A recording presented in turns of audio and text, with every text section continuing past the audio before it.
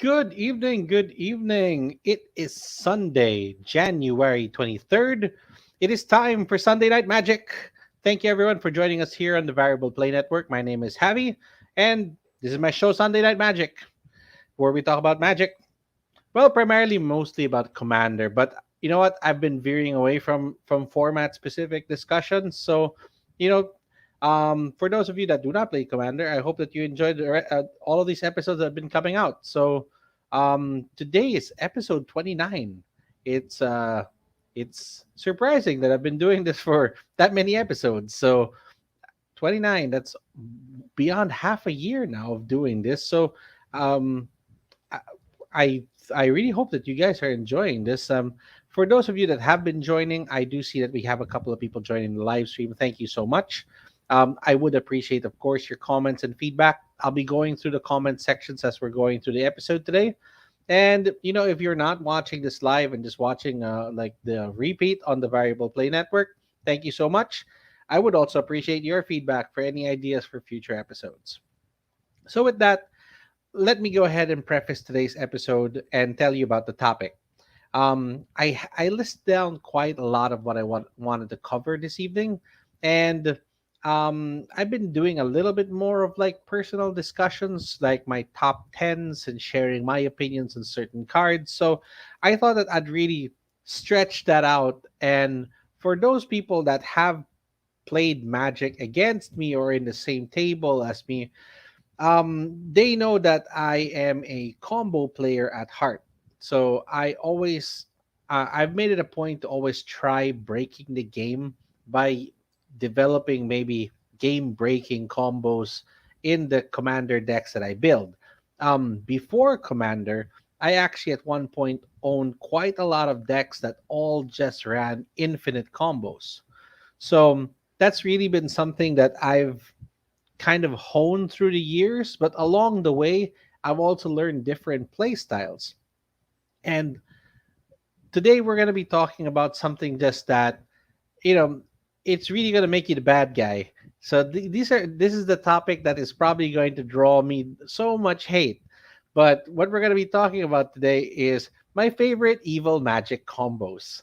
So just to preface this, that when I say that it is an evil magic combo, by my personal definition, that a combo would be combination of maybe two or more cards that make you flat out win the game, or have like a really devastating effect to your opponents, and it usually involves interactions of your own cards. So when we're talking about an evil magic combo, that this is like manipulating your opponent's own resources against them, or preventing them from just flat out being able to play magic altogether.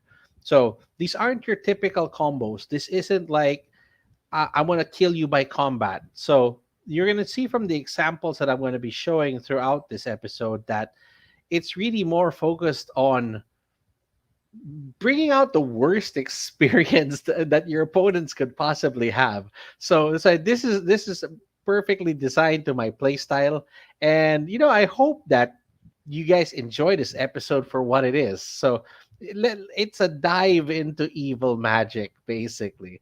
So hey, some comments. Good evening, Anna. Thank you very much for joining. And of course, the one person I would have expected to comment about combos. Okay, yes, you do you. Thank you very much. This is my episode. This is like a personal thing that I don't know. I really like playing combos, but I also really like playing evil magic sometimes. But these are a whole different level. So let's begin with when we're talking about evil magic, we are also talking about just not making your opponents play at all. So I'm going to take some of the easy ones and just knock them out. So I prepared 10 for today, and there are way more combos, okay? But so this one here doesn't really involve your opponent's cards, but this is the combination of stasis and smothering tithe. Stasis is an enchantment that pretty much no one gets any untap step anymore. And during your turn, you have to pay a one blue mana or else it is destroyed. Having no untap means that no one's resources reset. If you attacked with a creature, it's not going to stand up and be able to attack again. This affects all players. But with the combination of Smothering Tithe, each of your opponents draws a card at the start of their turn, and they have to pay for Smothering Tithe. Otherwise, you get a treasure that can be used for mana of any color. In a one-on-one game, pretty much this is a deadlock. Your opponent draws a card and gives you a treasure. You use the treasure to pay for stasis, and the cycle continues. This is a deadlock on a one-on-one. There's no way that they can catch up in combat because there is no more untap step unless they have creatures with vigilance, maybe. In a game of Commander where you have three opponents, you are netting two treasures every cycle. So you will be able to play Magic while your opponents will be playing the slowest version of it because they still can play a land every turn. But every time they use it, it ain't standing up again. So this here is a prime example of some real evil magic. This is just no one else gets to play except you. So this one I added into the list really to give you an idea of just how twisted these things are. This is not fun magic, but this is also my style of magic. So, hey, comment. Let me go here. Combo challenge. Find an infinite combo using the best Planeswalker Tibalt? Hmm. You know what? I will consider that and I will think about it. But really, from last episode, I explained that Tibalt is really useless. It is the worst Planeswalker ever designed. But you know what? I won't hold my breath because Wizards is notorious for making terrible, terrible cards. And so, you know what? The blue white Walker that I also featured in Kaldheim is in the running for being just as bad. But at least that one doesn't have random effects. It can just be really useless if you wanted it to. But here, going back to the combos, so this one here is just again a total lockdown for your opponents. So only you get to play. This is almost equivalent to having infinite turns that you're the only one playing, and this is not a fun experience. I have personally ran these two cards together and have gotten the collective groan of an entire table and have never ran it again since. So this is my number 10, Stasis and Smothering Tithe. Next to it is a favorite combo that everyone always brings up. This is the combination of Mycosynth Lattice and Karn the Great Creator. This one is actually not as strong as the first version or the first combo that I featured. Mycosynth Lattice costs 6 and Karn costs 4. So this actually costs 10 mana to get running, which is hard to do. But when you do, Mycosynth Lattice turns every permanent in the game into an artifact. Okay, and then everything can be paid by colorless. And Karn, otherwise also known as Karen the Great Creator, because when you play this card, everyone begins complaining. Okay, Karn the Great Creator pretty much takes away all activated abilities of artifacts your opponents control. So you're not even affected by it. But essentially, everything that your opponents own cannot be used for activated abilities. So the trick here is when this combo happens, you essentially shut down everything your opponents can do, except for combat. If they have creatures, they can still attack. Those are not activated abilities. So it isn't as good as a total shutdown like Smothering Tithe and Stasis. But this is also another level of unfun magic. And the fact that it is colorless, that this is a 10 mana colorless combo, means that it can be inserted in any deck. So this is, again, levels of evil that can even transcend formats and be in like an Urzatron deck that can produce 7 colorless in like almost 2 turns. So this can work, but you're not really out of the woods yet because the entire table could collectively beat you to death. So it is on the list also again to show you an example of just another evil combo that Magic has. Hey, hi Nico. Good evening. Thank you for joining. Okay, this kind of combo would make my pod say best removal player is player removal. Yes, I agree. That's right. These kinds of combos are evil. This will pretty much attract the ire of the entire table, and they will make you, or they will go out of their way to make you not want to play with them again because they do, or at least change the deck that you're playing. So let's move on to another one. This one I actually consider very interesting in that you can make this fun, but you can also really break it. This is the card Shared Fate. Pretty much what Shared Fate does is if a player would draw a card, instead you exile or remove the top card of an opponent's deck from the game. And that's what you play with. So you are playing with your opponent's cards essentially. Now, how do you break parity with that? In a one on one situation, you can play something like a leveler that when it comes in, you remove your library from the game. So your opponent is taking nothing from your library while you are playing their own cards against them. So, like I said, this is evil in that you are beating your opponent with their own cards. But in a multiplayer game, Shared Fate also allows you to draw from other people's libraries. So, in a game of Commander, Leveler doesn't really quite cut it. Instead, I would maybe change this into Dranet Magistrate. First off, it's already cheaper, plus there is no drawback of losing your library from the game. But it says that your opponents can't cast spells from anywhere other than their hands. Shared Fate, excuse me, removes the top card of any library from the game, and it can be played as if it was in your hand, which means that it really isn't. Dranet Magistrate will not allow your opponents to play those cards. Now, the entire table could collectively again group up on you and just keep taking three cards from your library from the game. But that's a long clock. We're talking Commander 100 cards. But with your opening draw, maybe you're at around 92. So considering how fast you can get this out, that's still going to take like maybe 30 or 25 turns at best, which is enough time to actually really win the game. Your opponents can only play with what is left in their hands because everything else is exiled and cannot be used. You are still susceptible to combat, you can still die, but using your opponent's cards against them is something that they may not even be prepared at all to do.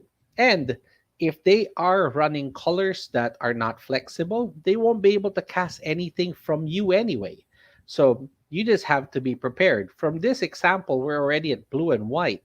So you're already running two colors, which could technically work to your favor. Now, okay, hey, another comment. Will go nicely with Lavinia Knowledge Pool? Yes. So Lavinia Knowledge Pool is also just another way of playing that, and we will actually talk about that later. So I did add that in here. Thank you for bringing that up. So transitioning here is that Shared Fate is just playing with your opponent's cards to beat them to death with their own material, which is a really evil way of playing Magic, if you ask me. Now, the next level that you can do here is that let's get rid of Shared Fate and focus strictly on Dranet Magistrate. What could you possibly do with this card that could maybe just be totally evil? I present to you Ubamask. Ubamask reads as follows. If a player would draw a card, they remove the top card of their library instead. And it's face up, which means everyone can see it. Each player may play cards he or she removed from the game this way. That turn. You only get that turn to play them. So, basically, with Dranet Magistrate, they still can't play those cards anyway. They have only one turn to play it, and then it's permanently exiled from the game, and then they're not allowed to. So it's just gone forever. Again, You will draw all of the hate of the table, but essentially you're the only person who is getting new cards. So again, another combination of cards that this isn't immediately game breaking, and you're not gonna. It's not a flat out win. We're gonna be progressing to that as we continue this. So, what else can you do with this? Using the same concept, you might want to switch Ubamask over to Knowledge Pool. How Knowledge Pool works is that every player exiles 3 cards and puts it into Knowledge Pool. When you cast a spell, you add it to Knowledge Pool and then you take a spell out of it and you get to cast that for free. It's not coming from your hand. So Dranit Magistrate prevents that, which means your opponents don't get to play any spells anymore.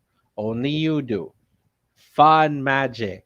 Again, another evil combo that if you pull it off, the entire table will just collectively try to kill you and have a terrible experience. Then you can even take it a step further by just keeping the knowledge pool and then changing up the Dranit Magistrate with the Fairy Mage of Zalfir, which means that you can even be playing mono blue with this. I have played against these 2 cards so much with our friend Wally that I have really grown to hate the Fairy in his creature form and would always just prefer to play the Planeswalker versions. The Fairy only lets your opponents cast spells as if they were a sorcery. The timing and replacement of Knowledge Pool will not allow them to actually play any more spells. Only you two. So they just keep adding cards to the Knowledge Pool. And the fact that they're only playing in sorcery speed means that you are also protected in that they cannot cast instants during your turn or any other turn, basically. So they're only allowed to take action during their own turns, and you have prevented all spell casting. And a 3/4 creature might be able to prevent a lot of attacks that try draining your life down. Now, if creatures aren't exactly your thing here, you can even modify that by just flat out having every player only play 1 spell each turn, which means the replacement effect of Knowledge Pool is nullified. You play 1 spell, it goes into the Knowledge Pool, and then nothing else happens because you've already played 1 spell. This affects all players, so not only are your opponents having a terrible time, you are too. No one gets to play Magic anymore. So you can choose which route you'd like to take here, but they're both horrible. So maybe you can break parity and try to stay alive by switching over to the creature versions of them so that you can attack and slowly kill your opponents. So a 1/4 is a decent blocker, and a 2/3 flyer might get through and actually pick away at your opponents while no one can play any spells. The only exception, I think, to that rule is being able to cast their commanders. But if you have Dranit Magistrate, it's considered outside of the game or not from their hand, so they can't play that either way. So that was quite a lot to cover there, but basically, it is the 1 spell or the spell replacement effects that you can combo together that will just prevent anyone from being able to play Magic. I consider this evil, but I have ran them myself. So fun times. And with Nico's comment, actually there is one more combination, which is Lavinia, which you spells that cost 0 are countered. And so when you're going to free spells like what Knowledge Pool does, that they don't get to play it anyway. So let's move on to another one. The next ones that I wanted to show you are combos that I recently discovered from playing with some friends, and I consider these real evil cards. So we're talking about Repercussion and Toralf, Toralf, God of Fury. So Repercussion reads as follows. It's a 3 to cast enchantment that says whenever a creature is dealt damage, Repercussion deals that much damage to its creature's controller. So it's a little dangerous in that you are also essentially affected by this. Now, if you add one more colorless, you can pay for Toralf instead, who is a for the cast version of this, and is also a creature. He's a 5/4 trample that reads that whenever a creature or planeswalker an opponent controls, so it actually breaks parity in that you're not affected. So Toralf is actually a better version, but Toralf can die. So you have to go with the pros and cons here. So if a creature or planeswalker is dealt excess non-combat damage, Toralf deals that damage equal to the excess to any other target other than that permanent. So basically, repercussion just reflects damage to a creature's controller, while Toralf works with the excess. Now, how do you work with these two together? Either one of these effects combined with a card that is, it totally works against its own controllers. The moment there are maybe five, six creatures in play, or that if your opponents at least have like three creatures, four creatures down, drop Blasphemous Act. Blasphemous Act is 9 to cast, but it costs one less for each creature in the battlefield, which means that you could probably get it down to a single red, and it deals 13 damage to each creature. Okay, once 13 damage happens, whenever a creature is dealt damage, its controller receives that too. If you have three creatures in play, you're getting 39 damage, which will drop you down to one life because of repercussion.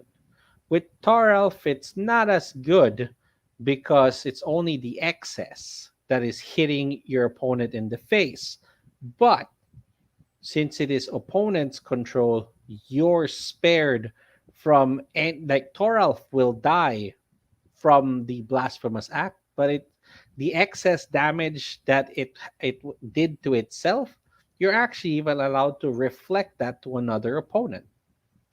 So this here is like a one shot. You could even play Toralf as your commander and just work your way towards finding Blasphemous Act. It's a matter of timing and just making sure that your opponents have creatures. But you know what? Red also has its way of just making spells uncounterable and even running up mana so fast that you could probably pull this off really quick if your opponents has had enough creatures. So for this number, I have decided to go with Repercussion and Toralf in combination with Blasphemous Act. The next one is tricky, but it's also something I consider very, very evil. I present to you Phage the Untouchable. Phage is a 7 to cast, okay, with 4 black in the cost, which I really don't know why they designed it this way. But Phage is a legendary creature, an avatar minion. When Phage enters the battlefield, if you did not cast it from your hand, you lose the game. Whenever Phage deals combat damage to a creature, it's destroyed and can't be regenerated. And if it deals combat damage to a player, that player loses the game. So you have to cast Phage in order for this stuff to work, otherwise you are committing suicide. But let's assume that you found a way to get Phage in. Black produces a lot of mana really quickly. And even with the help of artifacts, mana crypts, soul ring, mana vaults, like this can happen pretty fast. Now, imagine that you got Phage down. What are you gonna do with Phage? I present to you the ideas of running Endless Whispers or Fractured Identity. For Endless Whispers, you actually can even use Phage as your commander because it will remain as mono black. What Endless Whispers does is each creature has, when this creature dies and gets put into a graveyard from play, choose target opponent, that opponent gets the creature. So Phage will die you give it to an opponent, and when it comes in, they did not cast Phage, and so they will automatically lose the game. Once they lose the game, Phage is returned to your ownership. So pretty much they will die out of this, and you just have to find a way to also prevent that, because once they die, you can send it back to your command zone whenever it changes state. Hmm. Okay, play Turgid. Okay. Oh yes, I agree. Yes. So there are a lot of commanders that really bring out a lot of hate, and I do agree that Turgid does have that potential. Now, for Phage, also one approach that you can take is not playing Phage as a commander, but adding it into a deck that also has blue and white. Fractured Identity reads as follows: exile target permanent, and each other player, okay, each player other than its controller gets a copy. So all three of your opponents get a Phage, and since they did not cast Phage, they all simultaneously lose the game. That is some evil magic right there. The only trick is that Phage has to come down, which you're paying 7. You can't cheat that. And then Fractured Identity cost 5. So it's a little tricky in terms of the mana cost because you're going up to 12. But in the colors of black, white, and blue, that it is possible for you to do that with a lot of artifacts, ritual effects, and such. So I consider it really a evil combo because your opponents have no choice but just flat out lose the game. Unless they have a way of stopping enter the battlefield effects, they're just dead. Now, moving on to the next one. So we're moving on. These are the flat out win combos that I was talking about that I really considered to be really evil. Now, you gotta go through a lot of hoops to make it happen. So, like Endless Whispers, you need Phage to die in order for it to be passed on. But Black has so much sacrificial effects that that's fine. Fractured Identity will exile the permanent, which means that you only get one shot at this. So, it has to happen, or else Phage is gone, and you have to use a different win condition. So, another weird way of winning and just being totally evil, I mean, it's going with something that is known as donation effects. It is originally because of the card known as Donate that you see here on the left. They have created a red version, which is called Harmless Offering, which is actually exactly the same, with just a difference of the wording. Donate says target player, which means that you can technically target yourself, while Harmless Offering specifies target opponent.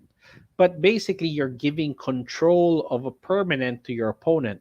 Why would you want to do that? There are cards like Symbiotic Deployment that just you skip your draw step. So yeah, give it to your opponent. Now suddenly they don't have a draw step. Donate something that would just totally work against them. Or Steel Golem. You can't play creature spells. Donate it to your opponent. Now they can't play creatures. You have to deal with a 3-4 attacker, and if you have a good blocker, that's it. They're not going to be able to play any spells at all. Or you can even take it a step further. You can play something like Pyromancer's Swath. You're going to give control to an opponent, and it says at the beginning of each end step, discard your hand. So your opponent will no longer have a hand anymore. I mean, even if he gets to add 2 damage to his instant or sorcery, so what? He just has no cards anymore. Or donate a Rust Elemental to your opponent. It's a 4/4 flyer, but at the beginning of their turn, they have to sacrifice an artifact other than Rust Elemental.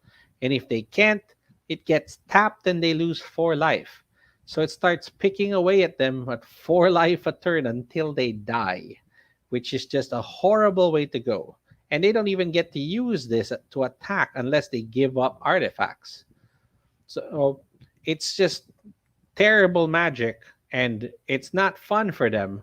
But you could take it even a step further, and these also require a little bit of timing, but they're so worth it. The first one is Transcendence. It costs 6, and you gotta time this just right because it says you don't lose the game for having 20 or less life. But when you have 20 or more life, you lose the game. In a game of Commander, you start with 40, so there is no way that you're gonna get this out fast. You gotta drop a lot of life and then play this. Donate it over to your opponent, hoping that they have 20 or more life left, and then they just flat out lose the game. Or you can try the Immortal Coil, which basically reads when there are no cards in your graveyard, you lose the game. You can give this to your opponent really early, and there's a lot of cards that actually just flat out get rid of everyone's graveyards. I mean, you can even play Leyline of the Void, Rest in Peace, and any other effect that just your opponents have no grave. The moment you give them Immortal Coil, they just lose the game immediately. So donation effects can also be used. It's a really weird and evil way of winning Magic that no one really takes into consideration. There used to be a spell called Illusions of Grandeur that you gain 20 life, but if it leaves the game, you lose 20 life. The trick is you donate it to your opponent and then like bounce it, and suddenly they lose 20 life out of it. That's a really evil way, but you gotta donate it and then bounce it. Or in a commander game, 20 is only half their life, so it's not even worth it. But these versions here with Transcendence and Immortal Coil are just flat out losses to your opponents. It's not going to hit everyone. You're only taking out one player at a time. But again, perfect example of evil magic. Hey, a couple of comments. Hey, thank you. Yes, donate the black enchantment that has you lose the game. Okay. Oh, you mean demonic pact. Okay, thank you. That's a really good suggestion. That's right. Um, the only trick to that is the demonic pact has several modes. That the final one is you lose the game. So that is a good point. You have to wait like 3 turns before you can turn it over to your opponent, and they will flat out lose. I would rather use Immortal Coil maybe if they don't have a grave anymore, and also that whenever they're dealt damage, they have to start exiling cards from their graveyards either way. Transcendence is not the best example because you have to, set up your life total, but there is a way to do that. And the moment you do that switch, they're just dead. All right, so this one is, I think, just a flat out win, but we're gonna move on to the second to the last combo here. This one is just it's way too compact. It isn't a flat out win, but there just isn't a reason to play anymore. I might have wanted to number this or sequence this a little early on, but this one needed a little bit of attention so that I can explain what happens. This is the combination of Marilyn of the Morn Song and Opposition Agent. First off, Marilyn is black and legendary, which means that you could actually even run this as mono black. And that's also one of the reasons why this got bumped up on the list. The cost is so efficient that you can pull this off really quick. Marilyn reads as follows: players can't draw cards. So you're also affected. Okay, at the beginning of each player's draw step, that player loses 3 life and searches their library for a card, and then it gets put into their hand. All right, so you're actually helping the table out by letting everyone get the exact card that they need every turn for the cost of 3 life. But if you add in something like Opposition Agent, he reads as follows: you control your opponents while searching their libraries. While the opponent is searching their library, they exile the card that they find, and you may play those cards. And you can even spend mana as if there were any color to cast those cards. So every player is losing 3 life every turn. They're skipping their draw steps, and they're essentially letting you pick a card from their library every turn. So by the time it gets back to you, you already have three cards waiting for you that could be exactly what you need to just flat out win. This combination is just so evil that you do have to protect them, and you have to hope that your opponent's hands, that they, what the cards that they're holding on to, don't have anything that can affect this interaction. The trick is they're both creatures, so cheap counter spells are not going to work on them. Maybe a bounce spell, but that's why you need to protect them. No one really has direct damage spells, but okay, board wipes and stuff could happen. But if you get to people early enough at the start of the game, this is an immediate shutdown. And it is quite possibly just one of the most evil ways of playing Magic. If this went down and no one had any answers, you should just stop playing and just set up for the next game. Hey, another comment. Here we go. Oh, spoiler. No. Well, hi, Nick. Yes. So, pretty much, thank you for bringing this up. Yes, Hive Mind and the packs. So, let me go ahead and explain. And that is actually what I have selected as my number one. So, we're going to jump into that. So, maybe I shouldn't have shown that comment, but you know what? It is what it is. So, my number one is Hive Mind. Hive Mind is one of the weirdest cards that they've designed in Magic, but there is a way to make it so evil that no one wants to play this card. Hive Mind costs 6, but you know what? It's very easy to cheat this into the game. Whenever a player casts an instant or sorcery, each other player gets a copy of that spell. You can be really, really tricky and be a total, I don't know, ass hat about it and just cast, I don't know, one with nothing. Discard your hand. Everyone gets a copy of one with nothing. So everyone discards their hands. That isn't really winning the game, but it's being just hyper annoying and making what is essentially one useless ass instant just be just a pain in the ass for everyone on the table. I have never played one with nothing. But you know what? If you ever check, and there's what I don't understand why it costs so much, but with Hive Mind, everyone gets a copy, which means everyone discards their hands. And from the next player after you, or if you time this properly in instant speed, you might be just the first player to actually draw a card and have something to play.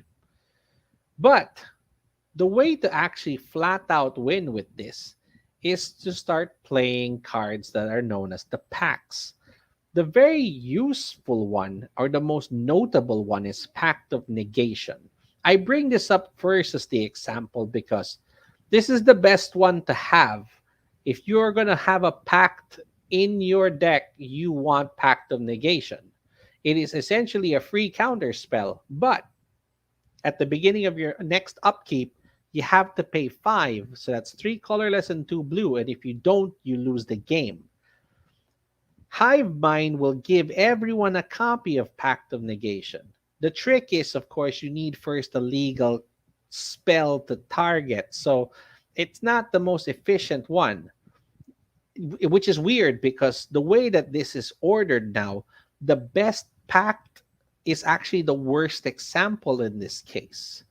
You could again try the next version, which is Slaughter Pact. It has a great effect, and at the beginning of your next upkeep, you gotta pay 3. If you don't, you lose the game. It needs a target non-black creature. So you know what? It's still not just as good. You can go with Pact of the Titan. Everyone gets a 4/4 giant, and everyone has to pay 5 at the start of their turn, or else they lose the game. There is one red, and actually, red is one of the like it up and coming colors in Commander these days. Dark Side, Underworld Breach. There's just so many good cards that there is a chance that people are playing red. So this may not be that good. You can move on to the next one, which is Summoner's Pact.